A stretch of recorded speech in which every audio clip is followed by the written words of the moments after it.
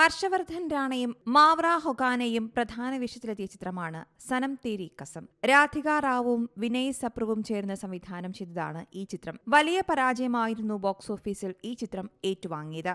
എന്നാൽ റീ റിലീസിന് പിന്നാലെ ബോളിവുഡിനെ ഞെട്ടിക്കുന്ന വിജയമായിരുന്നു സിനിമയ്ക്ക് നേടാനായത്. ഇപ്പോഴിതാ സിനിമയുടെ രണ്ടാം ഭാഗം ഉണ്ടാകുമോ എന്നുള്ള ചർച്ചകളാണ് സമൂഹമാധ്യമങ്ങളിൽ സജീവമാകുന്നത്. കഴിഞ്ഞ സെപ്റ്റംബറിൽ ഹർഷവർദ്ധൻ റാണയും നിർമ്മാതാവും ചേർന്ന് സിനിമയുടെ രണ്ടാം ഭാഗത്തിന്റെ വർക്കുകൾ തുടങ്ങിയതായുള്ള റിപ്പോർട്ടുകൾ പുറത്തുവന്നിരുന്നു. ഇരുവരും ഒന്നിച്ചുള്ള ചിത്രത്തിനൊപ്പമായിരുന്നു സിനിമാ വിശേഷവും അവർ പങ്കുവച്ചിരുന്നത്.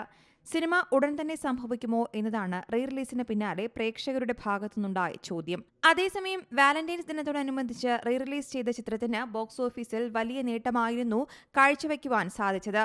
4.25 കോടിയാണ് ചിത്രം റീ റിലീസിലെ ആദ്യ ദിനം തന്നെ സ്വന്തമാക്കിയത്.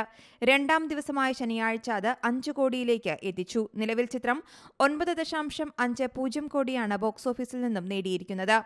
ഇത് ചിത്രത്തിന്റെ ലൈഫ് ടൈം കളക്ഷനേക്കാൾ കൂടുതലാണെന്നതാണ് റിപ്പോർട്ടുകൾ. 9 കോടിയായിരുന്നു ചിത്രം ആദ്യം റിലീസ് ചെയ്തപ്പോൾ നേടാനായത്. 2016 പുറത്തിറങ്ങിയ ചിത്രത്തിന് അന്ന് തിയേറ്ററുകളിൽ പ്രതീക്ഷിച്ച വിജയം നേടാനായിരുന്നില്ല.